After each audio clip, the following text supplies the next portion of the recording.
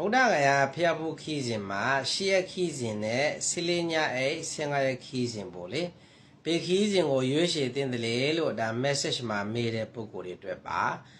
အဲ့တော့တစ်ချိန်တစ်ခါမှလည်းမရောက်ဘူးသေးဘူးပထမဦးဆုံးအချိန်သွားမယ်ဆိုလို့ရှိရင်ကျမ်းမာရေးကလည်းကောင်းတယ်အရွယ်ကလည်းပဲเนาะကျွန်တော်တို့40ကျော်50ပို့ဗျာเนาะကလည်းစီးနိုင်တဲ့အနေထားဆိုလို့ရှိရင်တော့ဆီလင်းညအိဆင်္ဂရခီးစဉ်သွားဖို့အကြံပြုပြရစီ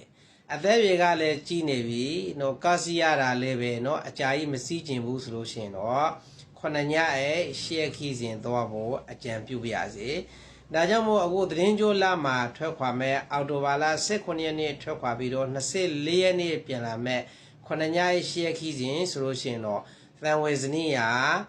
4ဌာနအဝိဇိတ3ဌာနခုနှစ်ညရှေ့ခီးစဉ်ဖြစ်ပါတယ်အဲ့တော့ဆီလင်းညဆင်္ဂရခီးစဉ်ကတော့အော်တိုဘာလ18ရက်နေ့ထွက်ခွာပြီးတော့အော်တိုဘာလ31ရက်နေ့ပြန်လာမဲ့ခီးစဉ်ကကြတော့တန်ဝဇနိယ4ဌာနအဝိဇိတ4ဌာနနဲ့မြတ်ဗုဒ္ဓဗျာသက်တို့ထင်ရှားရှိစဉ်ခါကကိုဝါနဲ့စေဝါဝါဆိုဝါကတ်တော်မူခေယကိုတန်ပီ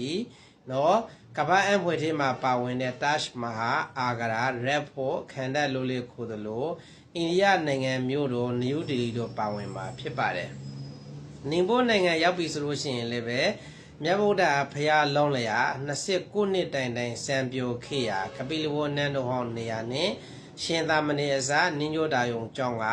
မြတ်ဗုဒ္ဓဖရာကိုယ်တိုင်လေးပဲเนาะမာသက်ကရတရားနဲ့4ခုเนาะကစုံလပြည့်နေ့မှာညနေစေစာအချိန်မှာရေမိစုံတကုတ်ပြတိဟာကိုပြတော်မွန်ခေယ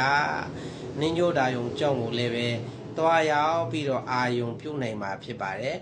ဒါကြောင့်မို့ကျမ်းမာရေးကလည်းပဲကောင်းနေတယ်เนาะအရွယ်ကလည်းပဲ45 50 60အောက်ပေါ့ဗျာเนาะအဲ့တော့ကားကလည်းစီးနိုင်တယ်ဆိုလို့ရှိရင်တော့အဲ့ဒီပုံကိုယ်တွေကတော့ဆီလီညာရေးဆင်္ဂရခီးစဉ်သွားဖို့အကြံပြုပြရစီအသက်အရွယ်အပြင်ကလည်းကြီးနေပြီကားကလည်းသိအကြာကြီးမစီးကျင်ဘူးဆိုလို့ရှိရင်တော့အခုထွက်ခွာမဲ့အော်တိုဘာလ18ရက်နေ့ထွက်ခွာပြီးတော့24ရက်နေ့ပြန်လာမဲ့သတင်းကြိုးလခီးစဉ်မှာစရင်ပြည့်သွင်းနိုင်ပါပြီ